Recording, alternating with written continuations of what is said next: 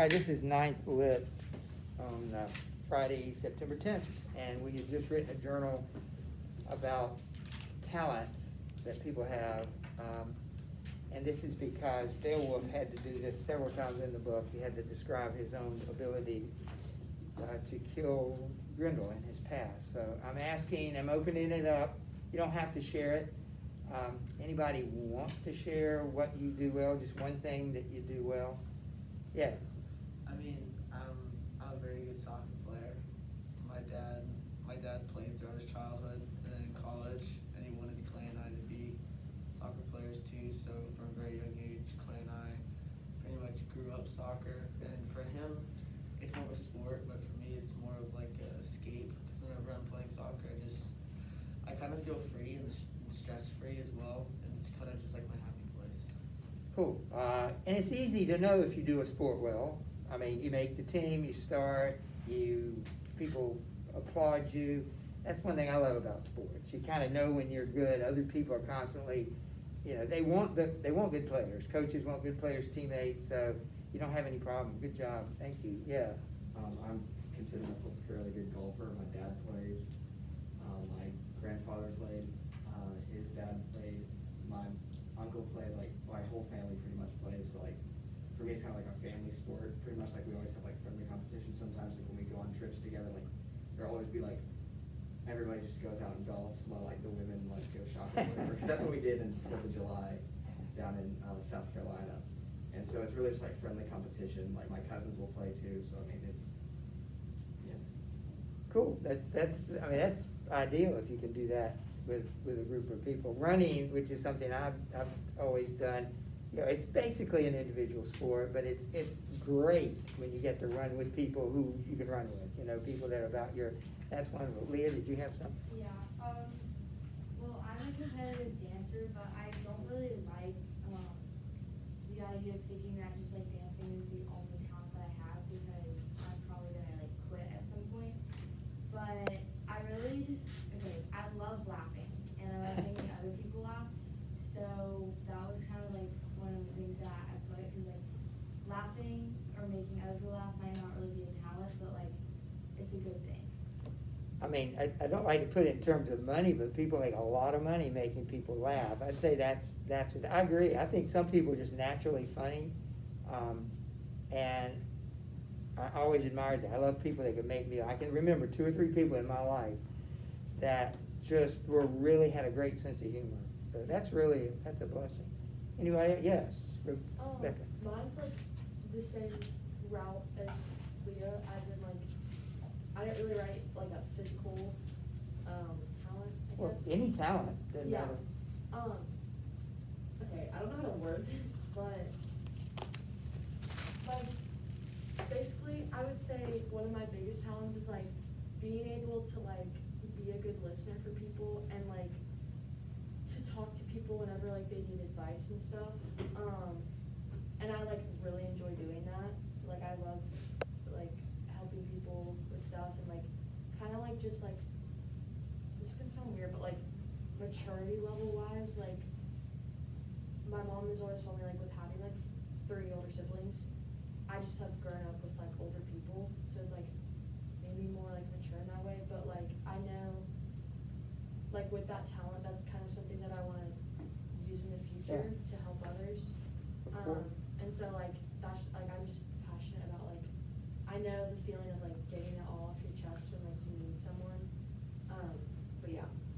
And these things ought to at least inform your choice of like maybe what you want to do. Like you just said, you mentioned doing this in the future. Maybe it's not something you want to do for money, like a job. Maybe it can't be, and that's not why you ruin it if you did it for money.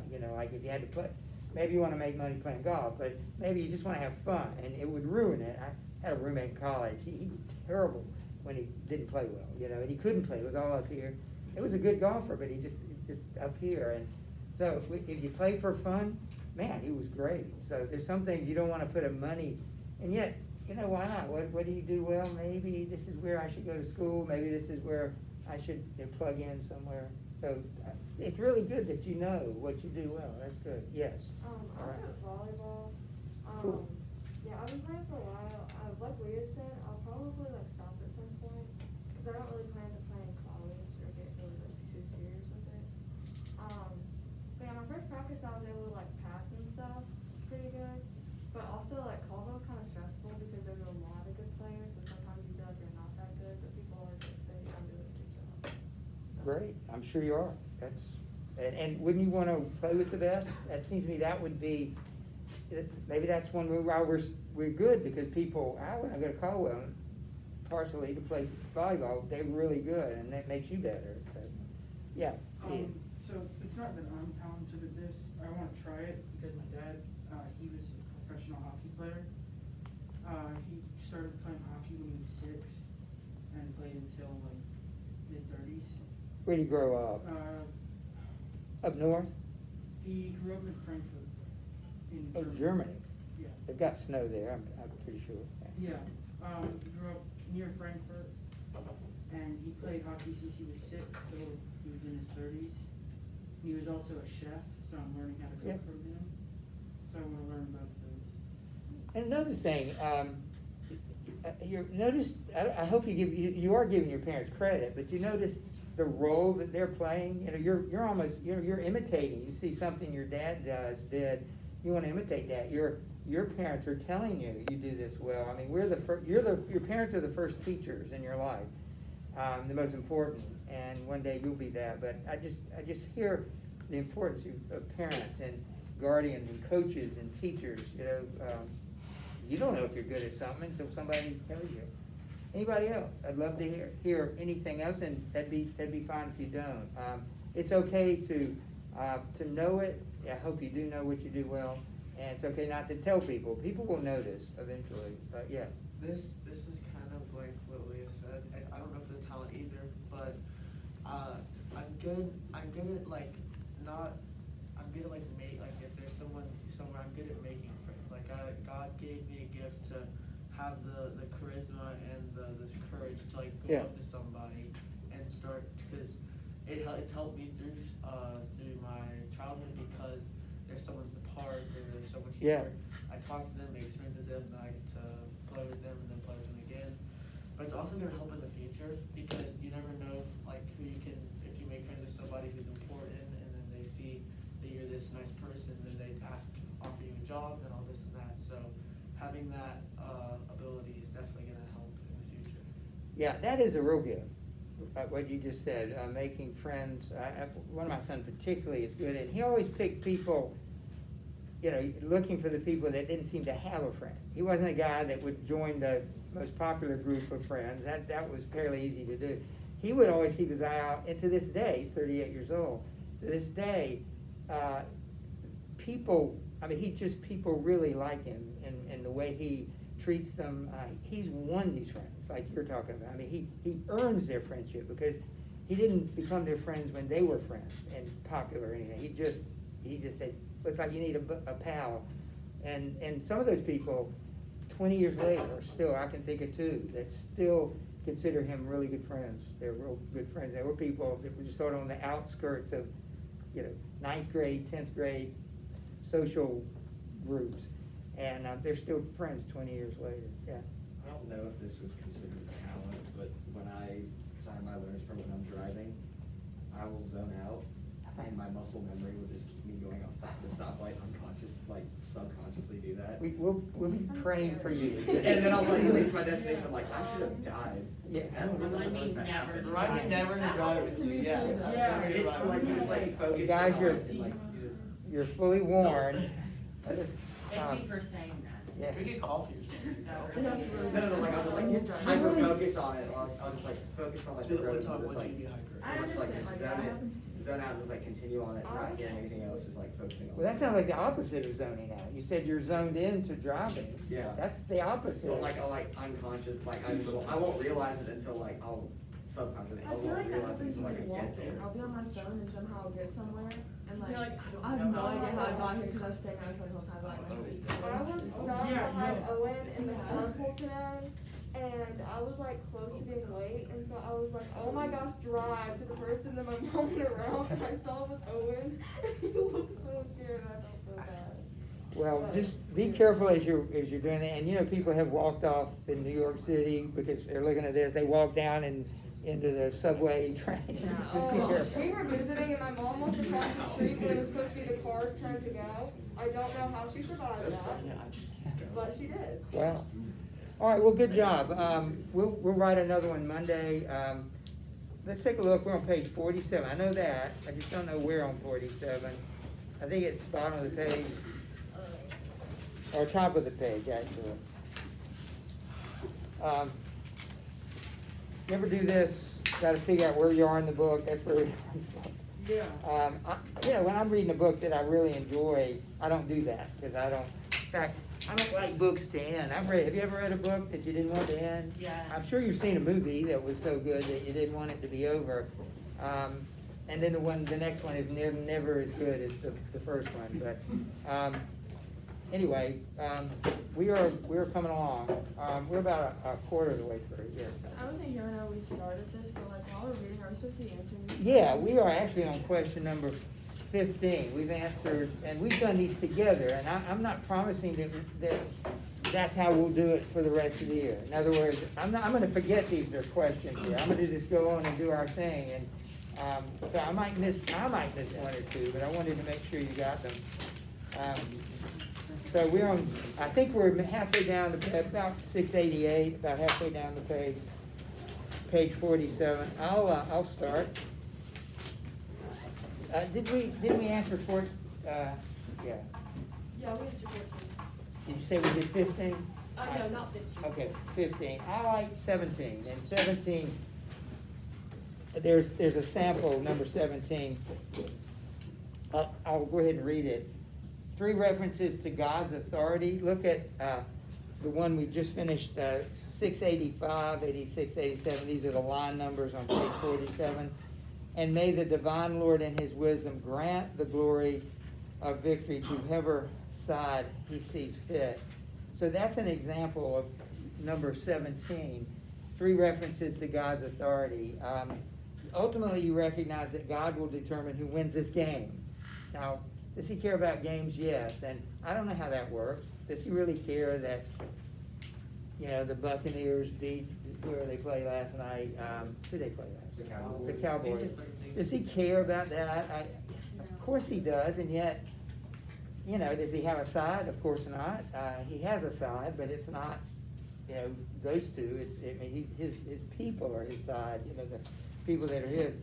But even that somehow is a part of it. So I think the athletes in here have acknowledged when you play a sport, Lord, help us to play the best we can. If we do, we'll probably win. If not, and we lose, they were just better than we are. We can't beat a team that's got 5-star players up and down the lineup, and we just started playing. But man, they only beat us by a touchdown or whatever. There's always a way to find something positive.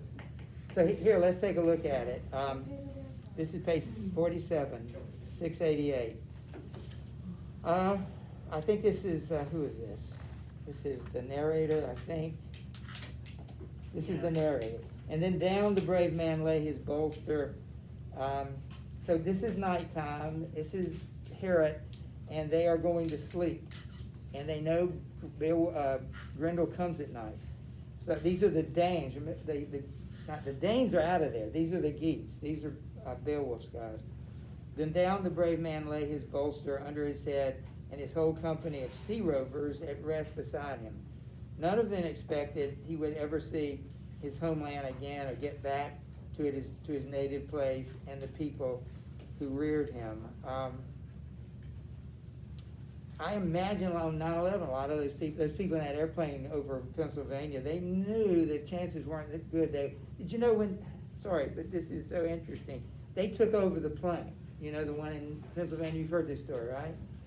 The pilot flipped the plane. The plane was upside down. There was no way they were going to get out of that. So the pilot, who was the hijacker, flipped it. There was a pilot among the passengers. And so he was going to try, if they could get to the controls, he was going to try to get them back home. But the guy flipped the airplane.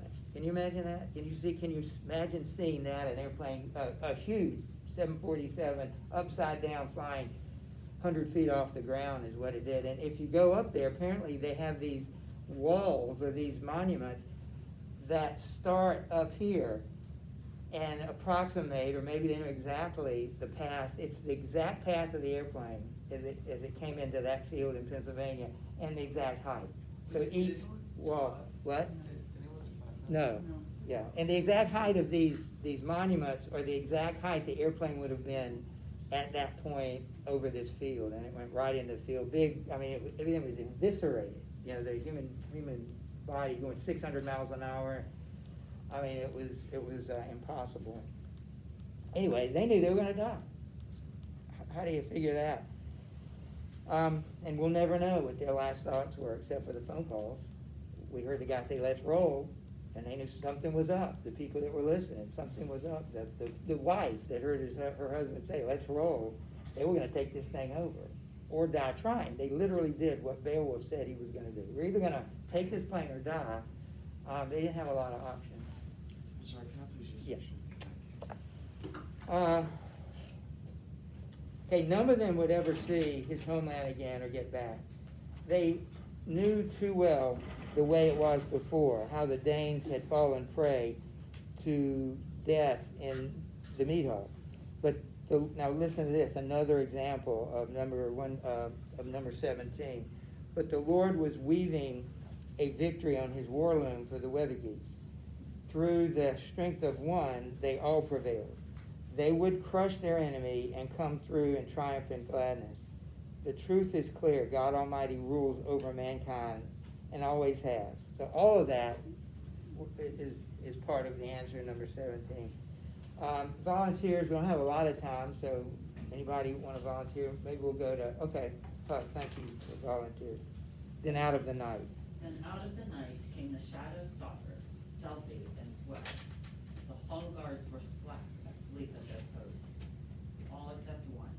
It was widely understood that as long as God diswallowed it, a fiend could not bear them to a shadow born. There's another reference to, if God didn't allow it, this wouldn't happen. So they're acknowledging, the writer is. One man, however, was in a fighting mood, awake and on edge, spoiling for action. Keep reading. Sure. In off the moors, down through the mist bands, God-cursed Grendel came greedily loathing. The bane of the race of men roamed forth, hunting for a prey in the high hall. Under the cloud murk, he moved toward it until it shone above him, a sheer keep of fortified gold. Nor was that the first time he had scouted the grounds of Hrothgar's dwelling. Although never in his life, before or since, did he find harder fortune or hall defenders. Spurred and joyless, he journeyed on ahead and arrived at the bond. The iron braced door turned on its hinge when his hands touched it. Then his rage boiled over. He ripped open the mouth of the building, maddening for blood, pacing the length of the patterned floor with his loathsome tread, while a baleful light, flame more than light, flared from his eyes. He saw many men in the mansion sleeping, a ranked company of kinsmen and warriors, ordered together, and his glee was demonic. Picture the mayhem before morning. He would rip life from limb and devour them, feed on their flesh, but his fate that night was due to change. His days of ravening had come to an end. All right. Did you notice how we're never given a description of Beowulf or Grendel, but did you notice what Grendel is usually compared to? An animal. He is a demon, and listen to these words: loping, hunting for prey, maddening for blood. Yeah, the light in his eyes, almost like it shines in night. So yeah, it's more animal, but definitely demonic. Would you read out? Yes. Mighty and canny, Hygelac's kinsman was keenly watching for the first move the monster would make. Nor did the creature keep him waiting. It struck suddenly and started it. He grabbed and mauled a man on his bench, bit into his bed mappings, bolted down his blood, and gorged on him in lumps, leaving the body utterly lifeless, eaten up hand and foot. Wow. He eats him, right? You Yeah, get that This impression? is gruesome. Yeah. Venturing closer, his talon was raised to attack Beowulf where he lay on the bed. He was bearing in with open claw when the alert heroes come back and armed one, forestalled him utterly. The captain of evil discovered himself in a hand grip harder than anything he had ever encountered in any man on the face of the earth. Every bone in his body quailed and recoiled, but he could not escape. He was desperate to flee to his den and hide with the devil's litter. For all of his days, he had never been clammed or cornered like this. Then Hygelac's trusty retainer, recalling his bedtime speech, sprang to his feet and got a firm hold. Fingers were bursting, the monster backtracking, the man overpowering. The dread of the lamb was desperate to escape, to take a roundabout road and flee to his lair in defense. The latching power in his fingers weakened. It was the worst trip the terror-monger had taken to Herod. And now the timbers trembled and sang, a hall session that harrowed every Dane inside the stockade. Stumbling in fury, the two contenders crashed through the building. The hall clattered and hammered, but somehow survived the onslaught and kept standing. It was handsomely structured, sturdy frame braced with the best of blacksmith's work inside and out. The story goes that as the pair struggled, mead benches were smashed and sprung off the floor, gold fittings and all. Before then, no shielding elder would believe there was any power or person upon earth capable of wrecking their horns with a gall, unless the burning embrace of a fire engulfed in flame. Then an extraordinary wail arose, and bewildering fear came over the Danes. Everyone felt it who heard that cry as it echoed off the wall, a God-cursed scream and strain of catastrophe, the howl of the loser, the lament of the hell-served king his wound. He was overwhelmed, manacled tight by the man who of all men was foremost and strongest in the days of his life. Thank you. So how is this fight happening? How are they fighting? Beowulf was like grabbing him. Right. Gotcha. And then what Yeah, happened? well, they're going all through the house, Yeah. like crashing into stuff and Yes. destroying stuff. That's right. And like making a really big commotion that would destroy like anything, but Right. it's like a really sturdy building. And that sounds a lot like what sport? Like you Wrestling? wrestling? Is that what you said? Yeah. Yeah, wrestling. They're almost literally wrestling. Beowulf just won't let go. And who seems to be winning? Beowulf. Yeah, it sounds like even from the beginning, Grendel is backing off, and Beowulf just will not let go of him. Did you notice? I'm on page 51. Again, these are things you could draw. I see the words talon, claw, den, litter, lair. All these are words that relate to animals or birds. Talon, claws. People don't have talons and claws.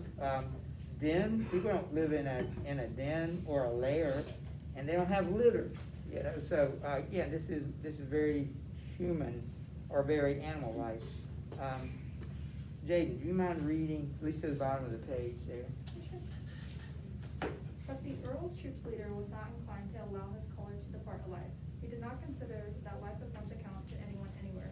Time and again, Beowulf's warriors worked to defend their lord's life, laying about them as best as they could with their ancestral blades.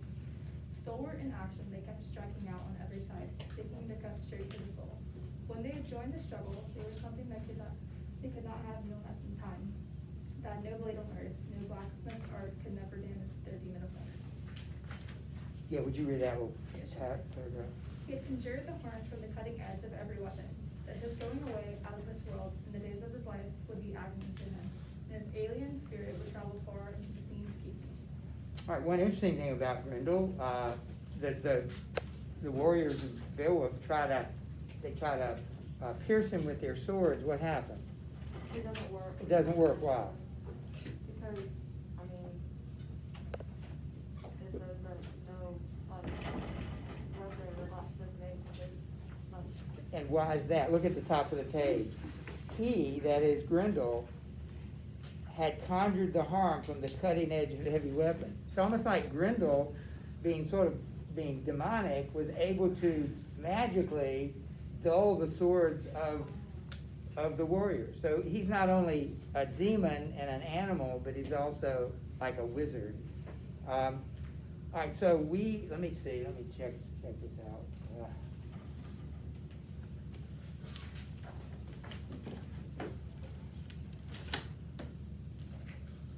Hey, we're good. All right, so on Monday, Please come back, remember that the quiz will be on Wednesday. Did you got the email, right? Everybody got the email? Yes. And word of mouth, which is more, I know you had a lot of things today, we should have prayed about that, but, you had one less, so we'll do it on Wednesday.